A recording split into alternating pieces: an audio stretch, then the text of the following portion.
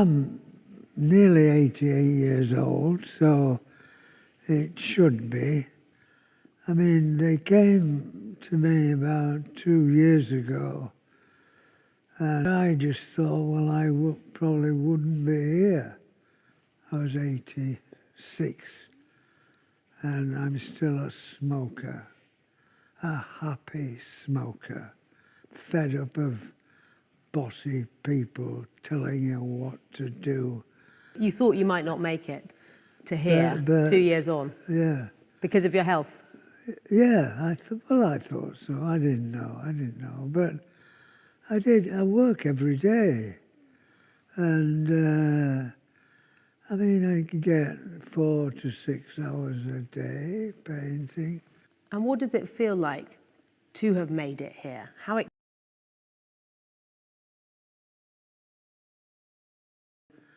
We made it, yes, we did. It's fantastic. It's what I think that counts, and I'm very, very pleased with it, of course. Are you proud? I am. You should be. This is about 70 years' work in here, and 70 years of smoking as well. You've got a cigarette there. Yeah. Is that a sticking it up to the anti-smokers? Well, yeah, that's called play within a play within a play, with David and a cigarette in his garden. So up yours, up yours, up yours. I thought I'd be cheeky. It's gone too far, stop it. It's time to stop it. Or speak up. Someone has to speak up. It isn't about pro-smoking, it's about tolerance, because there's a growing intolerance that's coming from all kinds of things. And I pointed out, well, in 1925, they'd had the First World War. Oh, we haven't. I mean, why are the feelings so miserable? It's the newspapers that make them feel so miserable. They go on about health. Health. Health. What is health?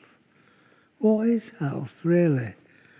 I mean, if I can just paint every day, I think I'm pretty healthy. Well, I've always had it. I've always thought it was an absurd world. I have. I was the only one of my siblings who went to school after the age of 16. So I told my mother I was going to work very hard, and I used to go to the art school from 9 in the morning to 9 at night. And that's where I learned to draw. All they do is sit down and model, and then you'd sit there at a donkey and draw. And after a half hour, they'd start coming round. And he wouldn't say much, but I could see straight away they'd seen more in the model than I had. And so I drew more carefully and things. Because that's what you told me last time we met, that you look more closely than other people. Yeah, yeah. So you learnt that. Oh, yeah, yeah. Taking part in peace parades. He loved painting ban the bomb banners. And at Christmas, he'd put tinsel on them. He used to buy and sell old bicycles or prams and paint them up new to look like new. And I used to think you couldn't tell.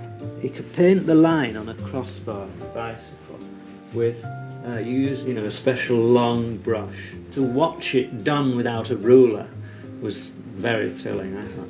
incredible that you can make a straight line like that, just with your eye. With encouragement from his parents, Hockney goes on to attend art school. His 1955 painting, Portrait of My Father, now on show here in Paris, is the first work he ever sells. That was the first painting I sold at a Yorkshire Artists exhibition. I hadn't even put a price on it. You'd have thought it was pretty daft. Well, I just go on, because I've always really ignored the money. I want to work every day, and I do, but there's not perhaps that many people who would do that. What are you doing with all your money? You must have a lot of money. Yeah, well, I mean, look, I always thought I was rich. You've done pretty well. I have made my living as an artist. Better for me, I think. The swaying palm trees, the neat green lawns, and of course, the swimming pools. The idea of drawing water is always appealing. If it's clear water, anyway, transparent water, you can look on it, through it, into it, see it as volume. I mean, there's a lot of different things which, of course, you can't do that with a floor or a wall. And the idea of representing it has always rather fascinated me. No, I just moved to LA because I was getting, well, I'd always wanted to go there. I'd seen in Laurel and Hardy films, even when they're selling Christmas trees, you could see their shadows on the ground. And I thought Hollywood must be a sunny place. And I'd been to New York twice, but then when I was asked to do other things in England, I thought, well, it's time to go. I'll go somewhere I'm not known. I was wondering if he came round to persuade you, perhaps Sir David Hockney at this point might be good. No.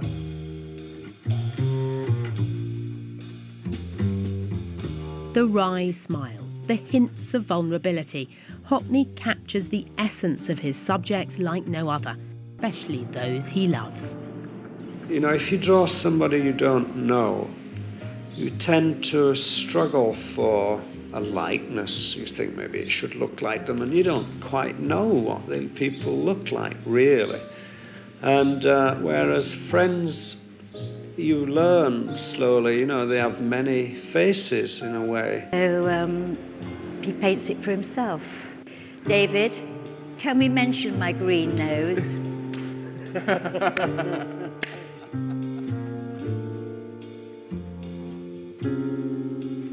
The most recent works were painted this year, of the nurses who have been giving him round-the-clock care in recent months,